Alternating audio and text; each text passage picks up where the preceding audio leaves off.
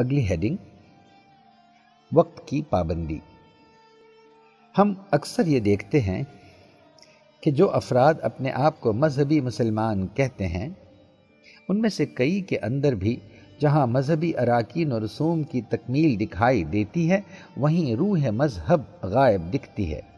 مثلاً ہم یہ نہیں سمجھ پائے کہ کیسے جو شخص پابند صوم و صلاۃ ہو، جو نماز بڑی پابندی سے ادا کرتا ہو، وہ وقت کا پابند کیوں نہیں ہے؟ ہونا تو یہ چاہیے کہ مسلمانوں کی میٹنگیں ہمیشہ وقت پر شروع ہوں۔ جس شخص کو دن میں 5 مرتبہ وقت کی پابندی کا احساس دلایا جاتا ہے، وہ کیسے آفس کو عادتاً لیٹ پہنچتا ہے؟ کیوں کر مسلمانوں کا مذہب فقط اقرار باللسان یا زبانی دین ہو کر رہ گیا ہے؟ تصدیق بالقلب بنے اور اس کے بعد اعمال اور کردار پر اثر انداز ہو، تبھی تو لوگ اس کی عظمت محسوس کریں گے، محض ہمارے دعووں کی بنا پر نہیں۔ وحدت افکار کی بے وحدت کردار ہے خام۔ ٹھیک اسی طرح لیجئے ڈسپلن کو۔ جو قوم بنا کسی امپائر اور ریفری کی مدد کے آنن فانن اپنی صفیں سیدھی کر لیتی ہے، بڑی بڑی صفیں نماز کے لیے بنا لیتی ہے اور ایک صدا پر یکساں رکوع و سجدہ بجا لاتی ہے، اس میں ڈسپلن کیوں نہیں ہے؟ اس میں فطرت نظم و ضبط کیوں نہیں دکھائی دیتا؟ خواہ وہ ان کے ڈیبیٹس یا مباحث ہوں، سوسائٹیز یا بزموں کے چلانے کا معاملہ ہو، یا ان کی میٹنگز ہوں، اجلاس عامہ ہو، عرس و مشاعرہ ہو، یا شادی بیاہ کی تقاریب ہوں، وہاں پر کیوں یہ ترتیب، یہ نظام، یہ ضبط و تحمل دکھائی نہیں دیتا؟ اگلی ہیڈنگ، صفائی۔ اسی طرح وضو کو لیجئے۔ جب عام طور پر ہر نماز سے پہلے مسلمان وضو کرتا ہے، تو پھر وہ عمومی طور سے صاف ستھرا کیسے نہیں رہتا؟ مگر افسوس کہ ہماری وضو صرف اعضائے جسمانی کو گیلا کرنے کا نام بن کے رہ گئی ہے۔ ہمارے ایک دوست نے ایک مسجد کو جانا محض اس لیے چھوڑ دیا کہ وہاں پر وضو کرنے کے لیے نل نہیں بلکہ حوض تھے، اور بار بار ٹوکنے کے باوجود ان کے ساتھی نمازی وضو کرتے وقت اپنا پیر حوض میں ڈبوتے اور ان سے میل بھرے قطرے حوض میں گرتے، جس کو دیکھ کر ان کا احساس دل بالکل بھی وضو کرنے کو نہ کرتا۔ اس لیے انہوں نے مسجد ہی بدل دی۔ یقیناً صفائی کا تعلق ڈھیلا اور استنجا سے کہیں آگے ہے، اور استنجا پاجامے میں ہاتھ ٹھونسے مختلف زاویوں سے گھومنے سے کہیں گہرا۔ مگر افسوس کہ ہماری مذہبی تعمیرات اور اداروں تک میں بڑی گندگی دکھائی دیتی ہے۔ مثلاً آپ اکثر درگاہوں کے اطراف، بلکہ بعض درگاہوں کے اندر بھی اتنی غلاظت دیکھیں گے کہ ننگے پیر اندر جاتے ہوئے آپ کو تکلف ہوگا۔ ہمارے قول و فعل کے اس تضاد اور اس فرق کی مثال ہمیں بار بار ملتی ہے۔ مسلمان جو بار بار دن میں اللہ اکبر کہہ کر اپنی بندگی کا اقرار کرتا ہے، نماز میں نیت کرتا ہے تابع اس امام کے، گویا رہبری لیڈرشپ کو قبول کرتا ہے، اس میں کیوں دوسروں کے پیر کھینچنے کی اتنی عادت ہے؟ کیوں اس کے ہاں ایک منظم جماعت، ہائرارکیکل آرڈر نہیں ہے؟ کیوں جو مسلمان نماز کے اختتام پر سلام پھیرتے ہوئے رحمتیں بھیجتے ہیں ساری دنیا پر، ساری انسانیت پر، السلام علیکم ورحمۃ اللہ کے ذریعے، تو کیوں وہ اپنے پڑوسیوں تک کا خیال نہیں رکھتے؟ کیوں ان کے دکھ درد میں شامل نہیں ہوتے؟ کیا ان کے یہ دعوے کھوکھلے نہیں کہ دعوے انسانیت مائل ابھی زیبا نہیں؟ پہلے یہ پوچھو کسی کے کام آ سکتا ہوں میں؟ ہیڈنگ، علم۔ افسوس کی بات ہے کہ قرآن کو اپنا رہبر بتانے والے یہ بھول گئے کہ نزول قرآن میں پہلا لفظ اقرا یعنی پڑھ ہے، اور یہی قوم آج تعلیم سے بے بہرا ہے۔ مسلمان دنیا کی بڑی بڑی قوموں میں سب سے کم پڑھے لکھے ہیں۔ اس پر آپ آگے چل کر مزید ثبوت بھی دیکھیں گے۔ طلب العلم فریضۃ علی کل مسلم و مسلمۃ، یعنی یہ کہ علم کا حاصل کرنا فرض ہے تمام مسلمان مردوں پر اور تمام مسلمان عورتوں پر۔ اس مستند حدیث کے باوجود ہم ہیں کہ لڑکی نے جو ہی 7ویں جماعت پاس کر لی، اس کو اسکول سے نکال کر گھر بیٹھا دیا، اور ابھی تک یہ تصور مضبوطی سے قائم ہے کہ لڑکی کو لڑکے سے کم پڑھنا چاہیے، یعنی لڑکی کا لڑکے سے زیادہ پڑھنا، کمانا یا حسن کے سوائے کسی اور طرح بہتر دکھنا گویا اس کی ڈسکوالیفیکیشن یا نااہلی مان لی گئی ہے۔ یا پھر یہ دوسری والی حدیث کہ اطلب العلم لو کان بالسین، یعنی علم حاصل کرو اگرچہ کہ اس کے لیے تمہیں چین تک جانا پڑے۔ اب ظاہر ہے کہ اسلام سیکھنے کے لیے تو عربوں کو چین نہیں بھیجا جا رہا ہوگا نا۔ صنعت و حرفت، تجارت، دستکاری وغیرہ جیسے علوم و فنون میں ملک چین اس وقت بھی امتیازی مقام رکھتا تھا، اور انہی علوم کے سیکھنے کی رغبت اس حدیث میں دی گئی ہے۔ اس سلسلے میں ہمارے مطالعے میں کچھ اور حدیثیں بھی آئی ہیں، پڑھیے۔ عالم کی تحریر کی سیاہی شہید کے خون سے زیادہ متبرک ہے۔ جس نے عالم کی عزت کی، اس نے ہماری عزت کی۔ علم کی راہ میں جو سفر کیا گیا وہ اللہ کی راہ میں سفر ہوا، اور بطور خاص یہ والی کہ عالم کی فضیلت عابد پر اتنی ہی ہے جتنی کہ ہماری تمہارے ادنا ترین فرد پر۔ ہیڈنگ: حق گوئی، حق پسندی۔ قول اور فعل کے اس تضاد و اختلاف کی اور بھی کئی مثالیں ہمیں ملتی ہیں۔ مثلاً اہل حق جو اپنے آپ کو کہتے ہیں دین حق کے ماننے والے، حق سے دور کیوں ہیں؟ حق یعنی سچ سے پیار ہے تو پھر سچ کے لیے وہ تکلیف جھیلنے کے لیے تیار کیوں نہیں ہیں؟ سچ بولنے کے لیے وہ مناسب جرأت کیوں نہیں دکھاتے؟ یہاں تک کہا گیا ہے حدیث میں کہ جب تمہارا کوئی مسلم ساتھی برائی کر رہا ہو تو اس کے ہاتھوں کو پیچھے سے پکڑ لو۔ ہمارا برتاؤ تو گجرات کے ان ہندوؤں کی طرح ہوا جو ایک طرف تو ستیہ میو جیتے یعنی سچ کی جیت ہو کہتے ہیں، اور دوسری طرف اپنے جھوٹے اور متعصب سیاست دانوں کے حق میں ووٹ دیتے ہیں۔ حق تو حق ہے، اب یہ نہیں ہو سکتا کہ ایک ہی بات ہم کسی کے لیے سچ یا درست کہیں اور دوسروں کے لیے جھوٹ یا غلط۔ VHP گجرات میں مسلمانوں کو مارے تو وہ بری کیونکہ بے قصور کو مارا گیا، اور WTC میں کو ہم گرا دیں تو وہ صحیح کیونکہ مرنے والے زیادہ تر مسلمان نہیں تھے۔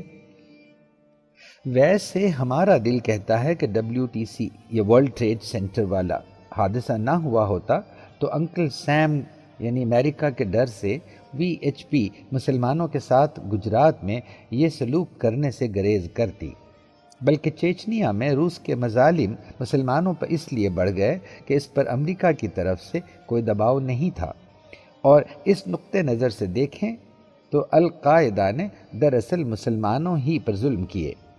حق کی بات تو یہ ہے کہ بے قصور کو مارنا اسلام کی روح سے سخت ناگوار تھا، ناجائز تھا۔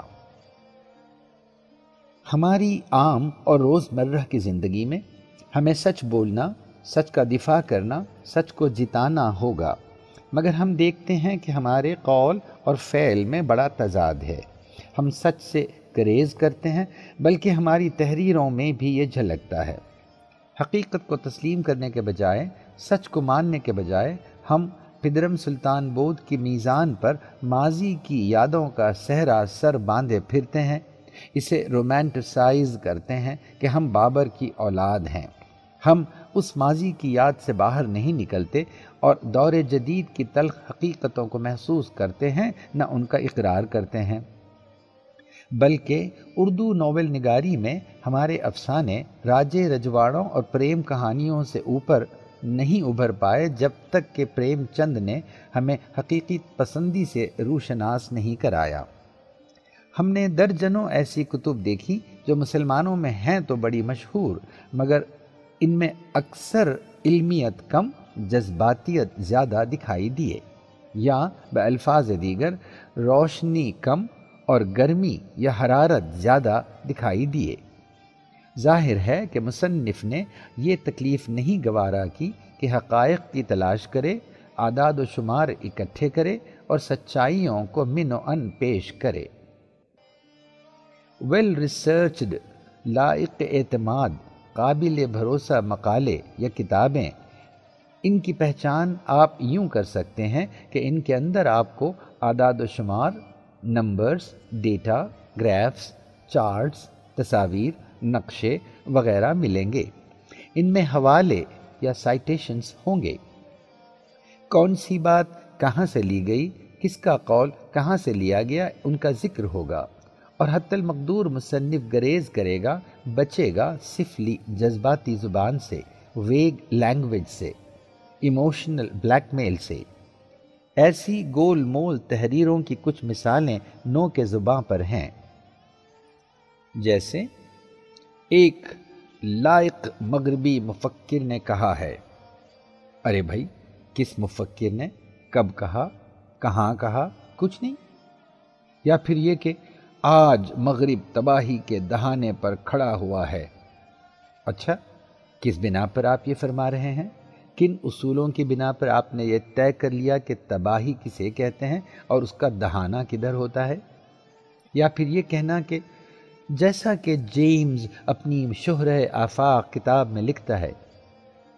کون جیمز ہے بھئیے؟ کس کتاب کا ذکر کر رہے ہیں آپ؟ اور وہ کتاب شہرہ آفاق کب سے بنی، کس نے بنائی؟ شاید حق کہنے کی ہمت وہی شخص کر سکتا ہے جس نے محنت کی ہو، اور ہم کم محنت سے بڑا صلہ چاہتے ہیں۔ نیشنل جیوگرافک سوسائٹی چیتوں پر بلکہ کیڑوں پر جب ایک فلم بناتی ہے تو کبھی کبھی 12 سال کی محنت کا نتیجہ ہوتی ہے۔ یہ برسوں درجنوں سائنسدانوں کی محنت کے بعد بنی کسی دوائی کے انسانی جسم پر استعمال کے لائسنس سے پہلے ڈھیر سارے حیوانات پر ان کا مشاہدہ کیا جاتا ہے، اور پھر کچھ منتخب انسانوں پر۔ کسی راکٹ کے خلا میں داغے جانے کے پیچھے جانے کتنے سینکڑوں لوگوں کی ہزاروں راتوں کی نیند حرام ہوئی ہوگی۔ انسائکلوپیڈیا بریٹینیکا یا انکارٹا کو چھوڑیے، صرف آکسفورڈ ڈکشنری پر درجنوں عالم مہینوں کام کرتے ہیں ہر ایڈیشن کے لیے۔ ہم تو چٹ منگنی پٹ شادی والی رفتار سے مشہور محققانہ کتابیں لکھ ڈالتے ہیں۔ ازراہ مزاح، سنا کہ ذوق سے ان کے کسی شاگرد نے پوچھا، استاد ایک دن میں کتنی غزلیں کہہ لیتے ہیں آپ؟ حیران استاد نے جواب دیا، بھائی دن میں اور غزلیں، میں تو کئی دن میں ایک شعر کہہ پاتا ہوں۔ کم عقل شاگرد نے خوشکن حیرت سے کہا، استاد میں تو صرف بیت الخلا میں بیٹھے بیٹھے ایک پوری غزل کہہ ڈالتا ہوں۔ مجبوراً استاد نے کہا، بو بھی تو ویسی ہی آتی ہے نا۔ ہیڈنگ: ناپ تول کے پیمانے۔ جس مغرب کی ہم رات دن برائی کرتے ہیں، اس نے صحت یا کوالٹی کے ناپ تول کے عمدہ معیار اور پیمانے بنائے ہیں۔ الیکٹرک اور الیکٹرانک اشیاء، مختلف طرح کی سواریاں، روزمرہ کے گھریلو استعمال کی اشیاء، صنعتی استعمال کی پیچیدہ مشینیں، کھلونے، سامان تفریح، حفاظت اور حادثات سے محفوظ رکھنے والی چیزیں، غرض کے دنیا میں عام استعمال کی لگ بھگ ہر شے کے پیمانے اور معیار انہوں نے طے کیے ہیں تاکہ کوئی کسی کو دھوکہ نہ دے، کاروبار میں غلط فہمی نہ ہو اور پیداوار میں سہولت ہو۔ اشیاء ہی کی طرح پیداوار کی ترکیبوں، تعمیرات کے مراحل، پروسیسز آف پروڈکشن کے بھی مفصل پیمانے بنائے ہیں انہوں نے۔ دواؤں کے معیار، قبل از استعمال تجربوں کی تفصیل اور طریقہ استعمال وغیرہ کے بارے میں تو گویا لائبریریاں کھڑی کر رکھی ہیں شرائط کی۔ ادویات کے مارکیٹ میں لائے جانے سے قبل سینکڑوں ٹیسٹ کیے جاتے ہیں لیبارٹریز میں۔ اس سے سوچئے ہماری زندگی کتنی سہل ہو گئی، ورنہ ہم کیا جانیں کہ فلاں دوا کے اندر کیا دھرا ہے، فلاں کار چلتے چلتے رکے گی بھی، یا فلاں کریم ہماری جلد کو چھلنی تو نہ کر دے گی، کس نمبر کی بیٹری کس موبائل میں یا کس نمبر کا بولٹ کس مشین کے کس چھید میں فٹ ہوگا۔ سوچئے کیا یہ ایک دور اندیش ایمانداری کا فعل نہیں دکھتا؟ بس ہم وہ وسعت نظر نہیں رکھتے کہ اس میں پنہاں ایمانداری دیکھیں۔ یہاں ہم مثال کے طور پر چند تکنیکی پیمانے بنانے والی تنظیموں کی ایک چھوٹی سی فہرست پیش کر رہے ہیں۔ شیونگ ریزر سے لے کر ہوائی جہاز تک آپ کچھ بھی بنانا چاہیں، اس طرح کے پیمانوں کا آپ کو لحاظ رکھنا ہی ہوگا۔ A selection of international technical standards organizations. American Concrete Institution یا ACI, Association for Information and Image Management AIIM, American National Standards Institute ANSI, Automotive Technology AUTOSAR, British Standards Institute BSI, Cable Television Laboratories Cable Labs, Consultative Committee for Space Data Sciences CCSDS, International Space Committee on Radio Interference CISPR, Distributed Management Task Force DMTF, Federation Aeronautique International FAI, Federal Accounting Standards Board FASB, Global Supply Chain Standards, Identification Numbers, Barcodes, Electronic Commerce, Transactions, RFID, etc. GSI,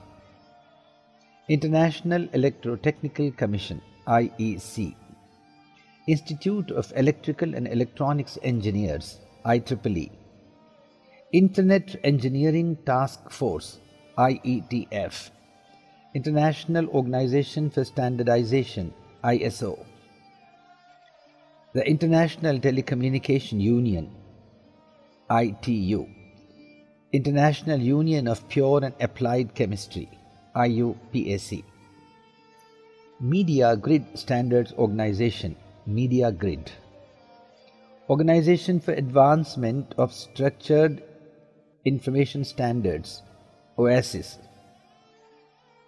Organization of Hotel Industry Classification and Certification OHICC, Open Mode Alliance, Open Mobile Alliance OMA, Social Accountability International SAI, Schools Interoperability Framework SIF, Universal Postal Union UPU, World Meteorological Organization WMO, World Wide Web Consortium W3C, Website Standards Association WSA, World Health Organization's Standards WHO, Food and Agricultural Organization Standards FAO.